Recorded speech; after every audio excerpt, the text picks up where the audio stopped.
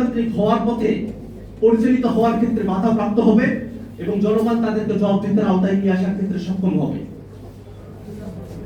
আমরা দেখেছি বাংলাদেশের সাংবিধানিক যে প্রতিষ্ঠানগুলো রয়েছে সেই প্রতিষ্ঠানগুলোতে একপাক্ষিকভাবে যে নিয়োগ প্রদান করা হয় তার মধ্য দিয়ে বাংলাদেশের ক্ষমতাকে একটি নির্দিষ্ট গোষ্ঠীর কাছে কুক্ষিগত করে ফেলা হয়।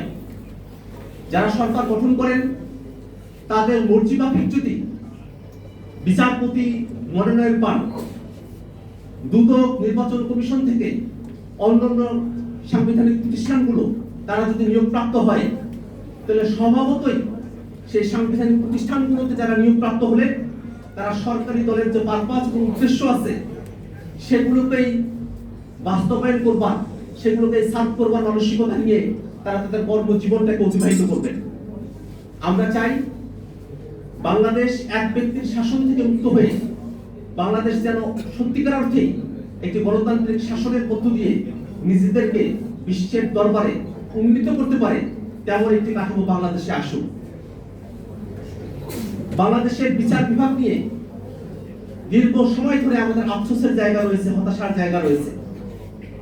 যে বিচারালয়কে নাগরিকদের অধিকারে, নাগরিকদের আশা ভরসার সর্বশেষ আশ্রয়স্থল হিসেবে বিবেচনা করা হয়, সেই বিচারালয়ে যেভাবে নিয়োগ প্রক্রিয়া রাখা হয়েছে সেই নিয়োগ প্রক্রিয়ার মধ্য দিয়ে দলীয় দাসত্ব সম্পন্ন ব্যক্তিদেরকে বিচারপতির আসনে বসানোর পদ্ধতি তৈরি করে রাখা হয়েছে। আমরা বলেছি যেন বিচারালয় দলীয় প্রভাব মুক্ত হয়ে সত্যিকার অর্থে সেপারেট শুধু নয়, স্বাধীনভাবে কাজ করতে পারে, তেমন পদ্ধতি এবং মেকানিজম যেন তৈরি করা হয়। বাংলাদেশের বিচার ব্যবস্থাকে দলীয়ভাবে কুক্ষিগত করবার অনেক উদাহরণ আমরা অতীতে দেখেছি। সম্প্রতি আজকের দিনে জামায়াতের নেতা আজহার সাহেবকে অ্যাপিলেট ডিভিশন যে মুক্তি দিয়েছেন, সেখানে একটা কথা খুব স্পষ্টভাবে বলা হয়েছে যে একজন মানুষ এবং ব্যক্তি তাকে জুডিশিয়ালি লায়াবল করতে হলে যে ধরনের স্ট্যান্ডার্ডের মধ্য দিয়ে যেতে হয়, বিয়ন্ড রিজনেবল ডাউট, সন্দেহাতীতভাবে কোন ব্যক্তি এবং মানুষের অপরাধকে প্রমাণ করতে হয়, তার ধারে কাছে না গিয়ে হাসিনার আমলে তৈরি করা আদালত বিরুদ্ধ মতের ব্যক্তিদেরকে যাচ্ছে তাই ভাবে বিচারের নামে প্রমোশন করে জুডিশিয়াল কিলিং এর দিকে তাদেরকে ধাবিত করেছিল। এরকমটা যাতে বাংলাদেশে আর কখনো না হয় সেটাই আমাদের প্রত্যাশা।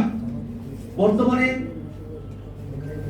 আন্তর্জাতিক অপরাধ ট্রাইব্যুনালে যে বিচার প্রক্রিয়া সম্পূর্ণ হচ্ছে, আমাদের প্রত্যাশা থাকবে হাসিনার আমলের মতো করে নয়, বরং সত্যিকার অর্থে আন্তর্জাতিক স্ট্যান্ডার্ডকে মেইনটেইন করে বিচার ব্যবস্থার ইউনিভার্সাল যে কোডগুলো আছে সেগুলোকে মেইনটেইন করে যেন বাংলাদেশে যে গণহত্যা সংঘটিত হয়েছে, মানবতা বিরোধী অপরাধ সংঘটিত হয়েছে, তার বিচারকে সম্পূর্ণ করা হয়।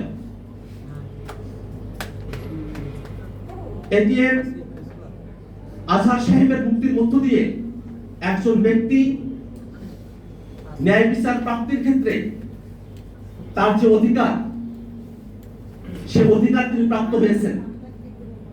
একজন ব্যক্তি এবং একজন মানুষ কোনোভাবে শুধুমাত্র রাজনৈতিক বিরোধিতার কারণে যেন বিচারের মুখোমুখি হয়ে বিচারের প্রহসনের মধ্য দিয়ে নিজেদেরকে জীবন দিতে না হয়, সেই বিষয়টাকে ভবিষ্যতে রাষ্ট্র